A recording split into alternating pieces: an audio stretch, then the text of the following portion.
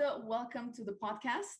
So excited to chat with you, a fellow learning and development professional, but who is way more advanced in this space. And I'm really, really excited to have you here with me today. Welcome. Thank you so much. It's a pleasure to be here. Thank you for the invite. Of course.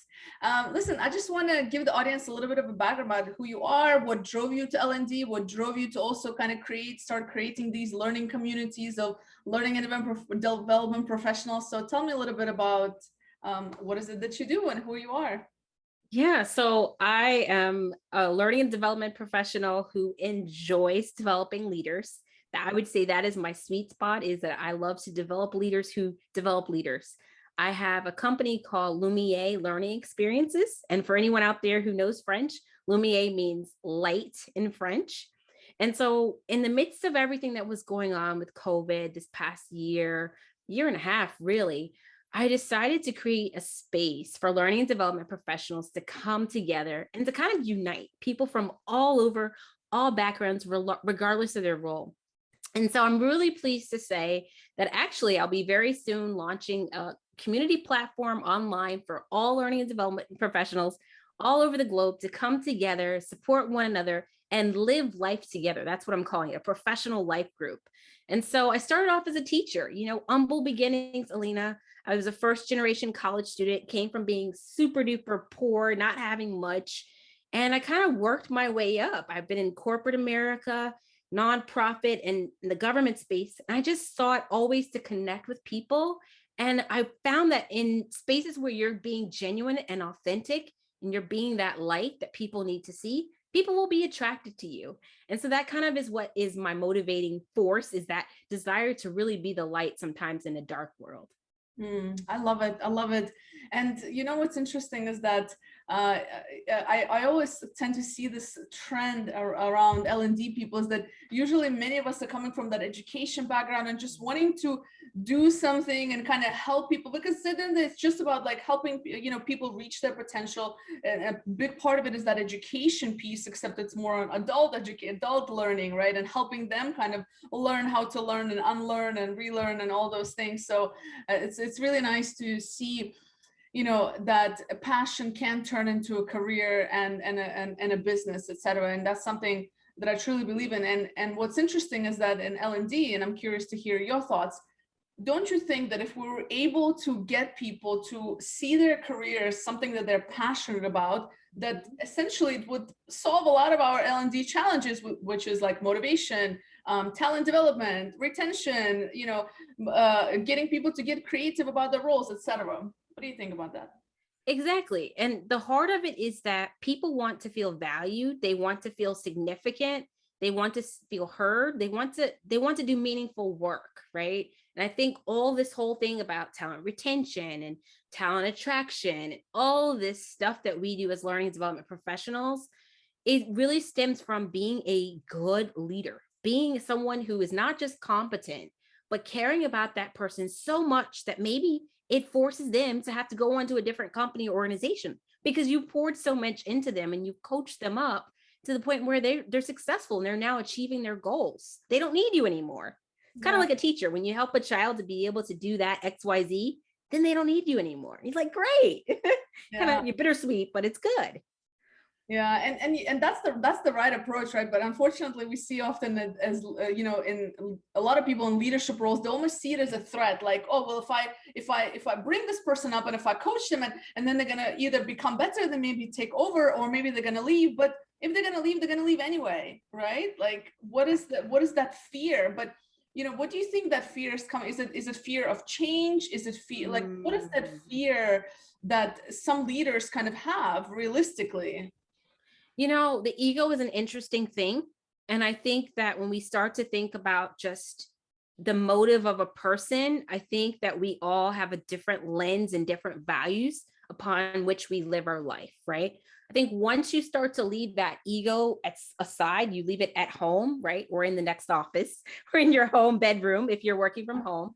But once you start to set aside the ego and really think, what does this person need?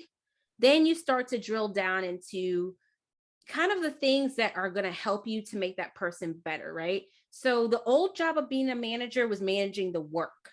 The new job of a manager is managing the person's development. And that's where learning and development comes in.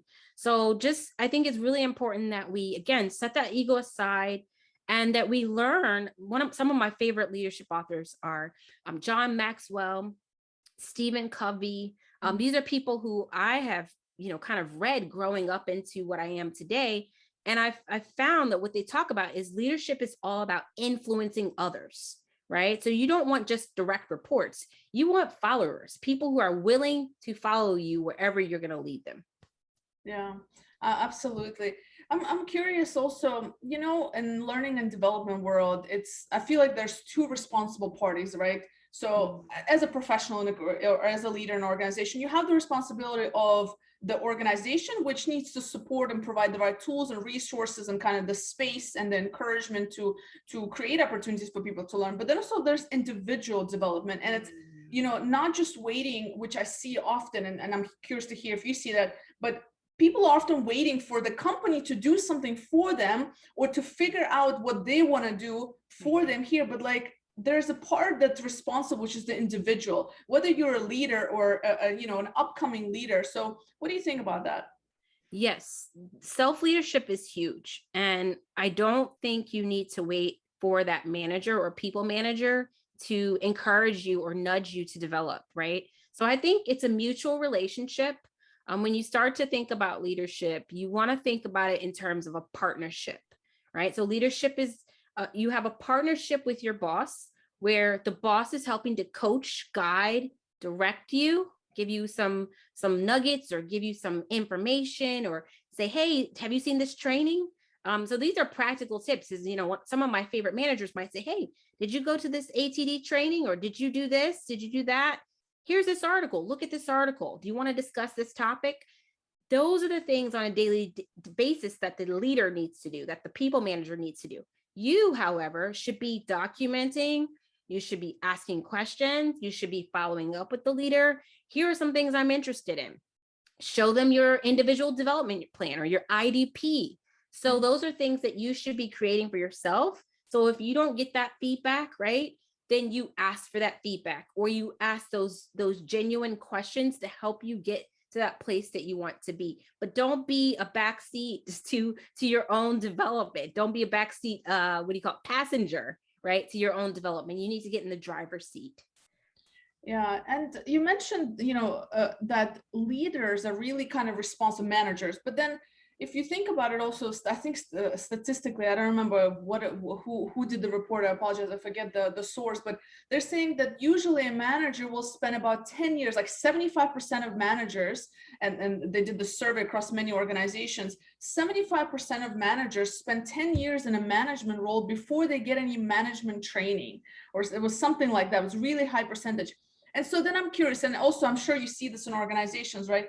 That is the ideal. Like, we want a leader who is a coach. That's the future. But the reality is you have managers who want to do that, but they don't have the tools and the resources. So then it kind of like hurts the bottom line, because if they don't have it, then, how they're supposed to coach somebody. So, and then also senior leadership is also maybe a little bit closed-minded, maybe a little bit old school, maybe doesn't understand the generational differences and cultural differences that are happening, especially in this day and age, right? But I'm curious, do you think that, or what would be the best way for somebody to deal with something like that? So let's say I'm a new manager. I never had training before. What are some things to consider for, like, what are some eye-opening things they need to keep in mind when they're evaluating their own manager, persona, if you want to call it that? Be a reflective practitioner. I think that is the number one thing that I learned is be a reflective practitioner. A lot of people operate on a go, go, go mentality. And I've seen it a lot in corporate. I've seen it a lot in people who are just, a lot of the VPs or senior leaders, people managers in general are just busy. Everyone's busy, right? But I think when you don't stop to ask yourself, how am I leading? Do I need to go back and clarify? Let's take practical things. An email. Say you ask your direct report to do this task, XYZ task, but you have not given them specific, clear expectations on how to do the task, right? Well, if you don't have that level of trust built up with that person's not going to feel vulnerable to come back and say, I have a question about the task. I need some help. So that's why leadership is so important, is that before your call, practically speaking, you might want to ask them not just how is your day or how's everything going, but do you have any questions about the task that you're working on? Is there something that I can give you more clarification on? So I don't think the leader should assume that the person knows what they're supposed to do.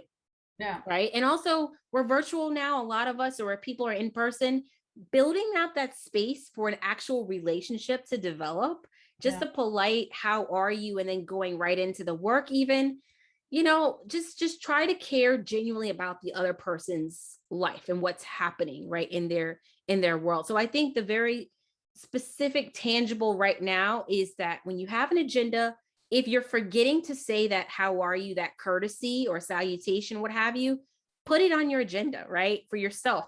Come to that meeting. A lot of managers I've heard, what they do, they ask the direct report, how can I support you? Horrible question, just absolutely horrible, especially if you're a new manager. No, no, no. That is your job to figure out how to support that person, right? And so I highly recommend HBR, the Harvard Business Review articles. They have a ton of tools out there to just get you started in the right direction. And certainly I offer services and other people offer services, but I think the key is to come prepared. Don't expect the other person to always be coming to you with the questions, and to know what to even ask for. Yeah, that's a good point. I love it that you mentioned the psychological safety and the being vulnerable. And I think that, and I work a lot in the tech space, and it's definitely not, it's definitely not something that is, the norm, so to say. So it's, you're working with individuals who are very technical, very soft skills is kind of they're, not as a priority, although we know that this is kind of the future and what, it's very important for anybody growing in that leadership role. And also working with a lot of young people also who have not had that people management experience yet, because they're very advanced in their technical skills, they're being put in management roles at a very early age, so to say, and that's because that's just the nature of the business, I guess. But and that psychological safety is so essential. And you mentioned these, little quick check-ins, almost, having these check-ins with your team members, because that's where it's at.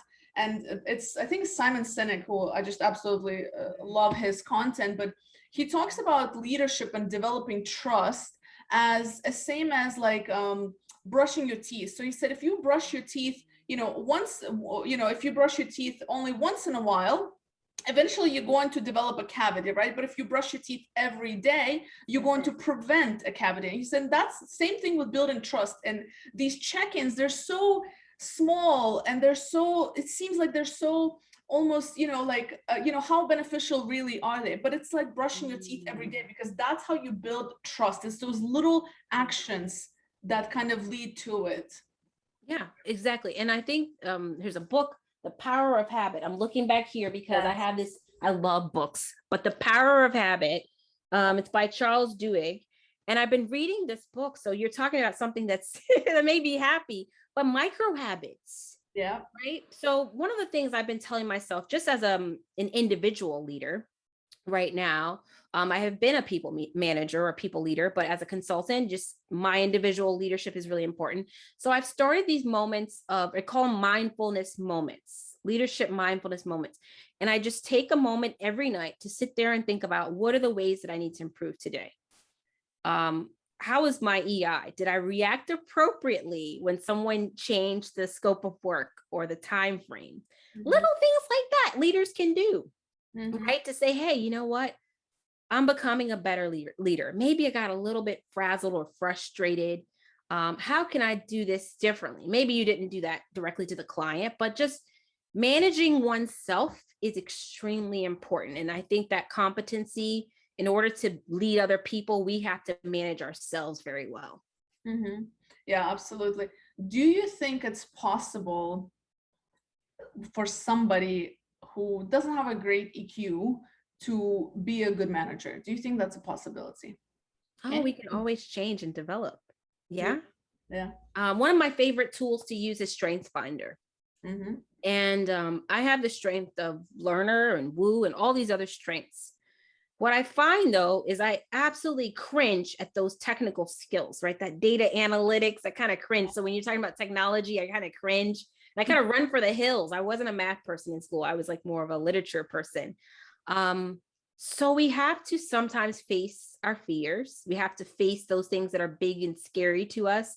I have a husband who's a math person, a very engineer, will stay in that one office for 12 hours and just work. And his EI skills or EQ skills are going to be different from mine, right? But at the same time, we're all working, or we should be working toward having that growth mindset and just being better at whatever we are. So I think here's the thing. I think we try to do too much too quickly. Mhm. I think we got to get back to what is the smallest piece of like activity that I can do, and Mhm. and trying to bite at the bigger piece versus saying I'm gonna be so empathetic. No, if you're coming from a place where, and I don't want to stereotype by any means, but if you're coming from a place where you maybe don't have as high of an EQ, maybe what that means is that if your person or your direct report doesn't show up for the meeting right at 11, but they show up at 11:15, you have empathy. One time I had someone say to me, there's been a lot of, natural things going on. Hey, my power cut off. I didn't have the ability to do XYZ. And I knew that there was something due like that day. And I was just like, oh, but my empathy said, you know what? It happens to us all, right? Acknowledging and validating the other person. It happens to us all. And then connecting with your own story. I had a situation one time where that happened, XYZ. So you're validating the other person, you're expressing concern for them, and then you're kind of moving on and you can move into the meeting. But you first want to humanize the work experience. And we don't humanize the work experience enough. We just think, hey, this is a transactional relationship. You're doing this for me. But no, the other person is choosing to show up. They're choosing to be resilient and to work through whatever happened. Yeah, no, I think that's a great point. And just, putting, giving benefit of a doubt. I think we miss that. And Yeah. it's something I talk about quite often, and it's something that I've learned the hard way in my life, but that we really don't know what's going on in somebody's life. And in a workplace, if we're not making time to build that relationship and that trust, we will not know what's going on, and people will not feel comfortable telling us what's going on. So then I mean, you can see how that can snowball into something negative in a workplace, or lack of performance, but maybe it's something else. And so just like in life, you have to give people benefit of a doubt. And I think more often than not, we find out that, thankfully we gave them benefit of a doubt instead of going into that judgment mode, and it's difficult. It's difficult to make the change, because we've been behaving and interacting and thinking in certain ways for X number of years until we are trying to be more aware. And you might agree, but with emotional intelligence and these sort of skill sets, it's a continuous thing. I mean, I teach on this topic, and every week I'm like, did I really just like this is not the behavior of somebody who should be teaching EQ, like it's just a continuous thing, that I continuously just like realize I know nothing about every week. I'm like, really? Oh my Like, gosh. this is what's happening? So and that's difficult, and that's managing emotions, and at the end of the day, we are emotional beings. Mhm. And so I want to kind of look back into Mhm. that micro approach. So Yeah. because that's where it's really at. So when it comes to learning and development, talent Mhm. development, where do you see habit creation play a role, behavior science, from based on kind of some of the work that you've been doing so far? Yeah, I think a lot of what I'm noticing now, let's just take the current situation, right? The great resignation is huge. Um and they have this common term, the great reshifting or what have you. And I think a lot of these things have been bubbling at the surface, and they're now like a volcano just shooting up because of all that's been going on with the pandemic. But you have to be able to solve root issues in your organization. And so, why are people leaving, or why are people not coming? Well, the bigger issue is, do people want to be there? Are you giving them meaningful work? Are you letting them know that they can work any time of day from wherever they are and they don't have to be in their house? So the way that I see it when I kind of zoom out to just look at talent development or learning and development is when you see kind of the symptoms, right? That yellow, that red that's going off, and you're like, oh, I think this person needs to be on a PIP, right? Because they're not performing the way I want them to perform. You really need to drill down to the root of the problem. And so one thing I was going to mention as you were talking about leadership is that I always do a leadership self-assessment. I give that in every environment I'm in, whether it's e-learning, in person. I always ask the person, whether it's a questionnaire, something you're going to do electronically, please take some time, some quiet time, reflect on the last 60 days or the last 90 days, whatever that time period is, because you need to be able to sit there and look at yourself in a mirror and figure out, okay, what am I thinking that I'm doing wrong? And then give that same questionnaire to your direct report and ask them to fill it out and see what are those gaps right there. Because a lot of people, they don't always know what's going on that they need to change or improve. You know what I mean? So I think that is really, really critical. We have this bias. Yeah, absolutely. And I mean, we all do essentially. And that's another good point you mentioned. So in terms of that self-assessment, but I'm also curious, like, does it work for everybody? Or do you think, especially as we get into like senior leadership, like I often see some leaders just, they're not as I don't know if they're not accurately assessing themselves. That's why we have the 360s and kind of that side of things. But do you think it's like, first of all, do you think it's true? Like, do you think that not everybody's able to accurately self-assess? And if not, like, what would be the solution for that? I don't know. I'm just curious. It's something that I've came across in my work. So. Yeah. So one of the things I think is important is a coach. So when you're self-assessing, a lot of us like to kind of pull these self-assessments and just kind of like, I would say, make sure you have a valid self-assessment. I used to, at one point in my life, wanted to be a psychology student and kind of majored in psychology. And so I started off on that track and I started getting into psychometrics or IO psychology. So make sure it's a valid assessment, right? From wherever you're going to pull from. If you're going to make it yourself, fine. But I would start there, right? Like I've used Gallup tools in the past, right? So even if you're a facilitator and you have your consultant and you're doing your own thing, you can still use and glean from other people, right? Or other best sources. So I would definitely say that is important. In terms of your question around, does everyone have the ability to change? Does everyone have, I really just think it depends on their strengths.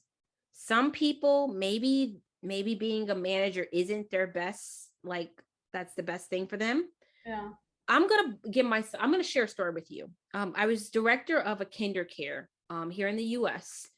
It's a child care center. And, I had to manage about 20 teachers easily on a day-to-day basis. So my BA is in elementary education. I go in there thinking, yeah, I'm going to hit the ground running. I can do this. At the end of the day, I realized how much more I love being in the classroom and being a facilitator versus being someone who just takes everyone's timesheets. And I realized it was more admin work than I wanted. And being available at 3 a.m. when someone picked up the phone to say, I can't come in, that was not really where I wanted to focus my efforts. So I think for a leader, you really got to figure out, where do I want to focus my efforts? What am I passionate about? Because in some people manager jobs, it depends on your organization. Some are more like admin related or sales driven, where you're having to get X number of dollars, or manage a portfolio. And in that case, do you really have time to develop people? I mean, it's hard. You have to balance it out, because what that oftentimes means is doing work outside of the workday, or making sacrifices. I mean, it's just so hard. So I think you have to zero in on, what are the strengths that I have to offer? What do I want to focus on? I could easily be a learning and development generalist, right? I've been a director of learning. I've managed the learning function at a financial services company with 3,000 people. I can do instructional design. I can do e-learning. Do I want to be in an e-learning module or an articulated storyline for 8 hours? No. So do I want to manage a team of instructional designers who can do that work? Yes, I prefer to do that.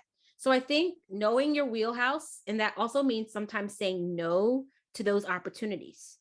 I had a good friend of mine recently, and this person said, I was given the opportunity to take on a promotion at work and I declined it.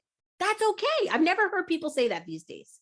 Yeah. And so it's okay to say, I recognize that that additional responsibility is not where I want to focus. And this person is a subject matter expert.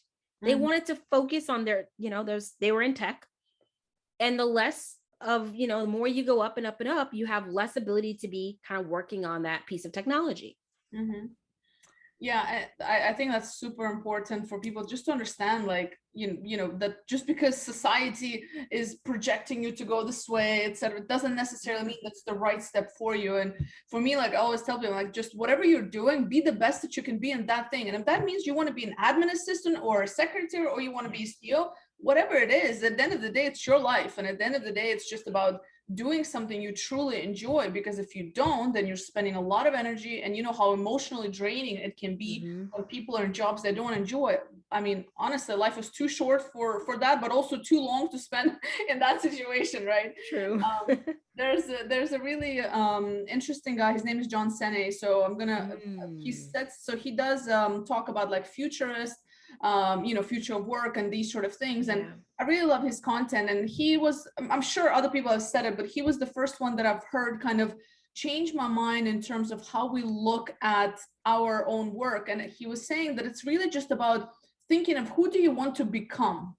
So who is Mm. the person you need to become, and who is and imagining your future self essentially, and saying what are the characteristics, what are the habits of that person, what is their life like, what does their day-to-day look like. And I think that if you start from that versus what do I need to do, etc., if you just look at like realistically, like what would the future me be happy doing, like fulfilled doing. And I think I think that's a nice way to start. For me, it really changed sort of and clarified more of like, who do I really want to become and what do I need to get there? And then you assess those kind of gaps. Yeah, that's exactly right. And I don't think, I mean, what I know for a fact, Elena, that we're not usually driven by those things. What you're saying is 150% right. And I would hate to be on my deathbed at the end of this life and have so many regrets. Like, I wish I would have said no to that promotion and focused more on the thing I was passionate about. Mm. Yeah, no, it's listen, that's like my biggest fear is like to be in that situation. There's I think it's in oh gosh, I forgot the name of the place. I think it's in Mm. oh my goodness, Bhutan. In Bhutan, I think they have this they have every day they have this reminder basically that you're going to die. So, and it's like it's like a cultural, it's not something negative or dark. It's, they see it as, hey, we all can die any moment. Am I really doing what I want to be doing? And they're known to be like one of the happiest places or something like this. So the people that live there, and even in Italy, there's a similar thing. So there are cultural things that kind of get people to remind them like, hey, like life is short, like you might not be here tomorrow, like are you really doing what you want to be doing? And I have to remind myself of these things, and not in some dark way, but that's the reality. Like, I mean, we're not promised tomorrow. So, and that's like, that's one way I avoid doing things I don't like, is just thinking about like, do I really need to do this? Because I might not be here tomorrow or a month from now. And I want to try to do things I really want to do. And it's not always easy. Don't get me wrong. We have responsibilities that we have to take care of, but it helps put things in perspective. And one thing I want to mention to folk out there is that there is an opportunity to do side gigs. There's the gig economy. And this is big right now. Companies are using contractors now more than ever before. Mm-hmm. So to your point, Alina, if there are things that people want to do, say you want to bake cookies on the side while continuing your tech job, do it. Right? It's okay to have a side gig nowadays. I mean, of course, it depends on your where you live and the possibility to have businesses and companies and what have you. But if there is a possibility, even to do pro bono work, I'm seeing more opportunities to just volunteer. Yep. So if you can't just leave your job today or tomorrow, most of us probably can't just stop our day jobs, right? But if you can't do that today or tomorrow, what is the smallest little seed that you can plant that will make you happy? Mm-hmm.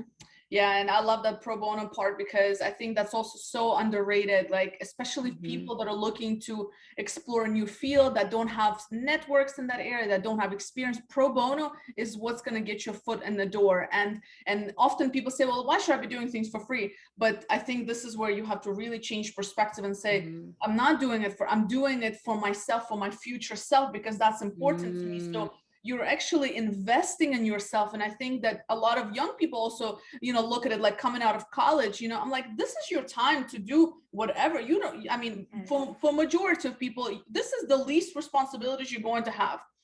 Go do stuff, couple months here, go do things. They don't need to necessarily get paid for them. Like I mean, make your money, etc. But this is your time to experience different things, even if it is doing things for free, because I mean, you don't get that privilege always, and not in all countries as well. I mean, I've grown up in different places and lived in different places, and I can tell you it's not the case everywhere. It's a privilege to be able to have access to get experiences. It's a pure privilege, and I think not enough people take advantage of it. Yes. Final question for you. Well, before I ask you the final question, I'm curious, where can people find you? You're very active. You produce a lot of content. So where can people find you? What can they find you for? Thank you for that question. I can be found at yolandafraction.com. So I have a business website and you can contact me that way. If you want to get connected to the L&D Lounge, visit my LinkedIn page. We also have a Mighty Network that's being rolled out. So you guys are hearing about it first. It's being rolled out actually this week, and it's going to be a learning and development professional life group community. So from wherever you live, you can get connected to other learning and development professionals, whether they're trainers or ISDs, instructional designers. It doesn't matter what your role is in the company, you can connect. So check me out on LinkedIn, check out the website. And what do I talk about? Learning and development. Obviously, I'm a generalist, but I also talk about leadership development. So my wheelhouse is leadership development, crafting and designing leadership development training, modules, programs, talent pipelines. That's my wheelhouse. And listen, I've joined some of your the L&D Lounge, and I was telling a friend of mine who's in Dubai, and I was like, people actually come on board and they actually share, like they genuinely share. There's no competition. It's a very nice community of people who just genuinely want to share what they know with others and try to make learning and development better and help each other in our own professional areas in that space to just be better and find solutions. So highly recommend. I'm definitely going to share all the links in the description. And so the final question for you is, if you had a magic wand, you can take your time, think about it, but if you had a magic wand, what would you like to see happen in the world of L&D, in the world of learning? I live to see more harmony. And in the midst of everything that's going on right now, Alina, I want to see us come together more. Last story I'll tell. A few years ago, I lived in France, and I was surprised that the host family that they placed me with was in Afghanistan, like a family from Afghanistan. So my host mom was from Afghanistan. And I was hesitant to connect with her because I'm a Christian. And I'd grown up, seeing all this stuff on TV and the media about the Middle East, blah, blah, blah. Just the fear in my heart, like it was just ridiculous, just absolutely ridiculous. And as I lived with this woman who I began to call her my mother, something happened in my heart. And I actually started to feel a little bit closer to her than my own mom because of what we would share at her dinner table. And so I would encourage people in the midst of everything that's going on to set aside any types of beliefs you have about people who maybe look like me or people who you don't know, and reach out to them, have a coffee chat with them, have a call. And I think that's why these coffee chats have been so beautiful. So I get to meet people from all over the globe, and we just don't sell, we just connect and we live life together. So that is my magic wand. I'm not sure if I'll see it in my lifetime, but that's my magic wand. More unity. I love it. And you're definitely pioneering your way through that as well in terms of the communities that you're creating online. And that's how you and I connected. And I'm so grateful to have connected with you. I think we need, like I always say, I wish I could take certain personalities in this world, like yourself and some of the other champions in our places, and just saying, can we just like insert a little bit of Yolanda in different places, a little bit of, I was talking to another HR professional the other day, and I was like, her name is Aisha. So I was like, I want to insert a little bit of Aisha because of the passion she has for just HR and stuff like that. And yeah, so we need more people like you. And I'm so glad to see you're doing the things that you're doing. I'm grateful to be a part of it. And of course, here to support in any way, shape or form that I can. And yeah, it's a beautiful way to end this conversation, actually. I love this story. Thank you. Thank you for coming on board. Thank you for having me.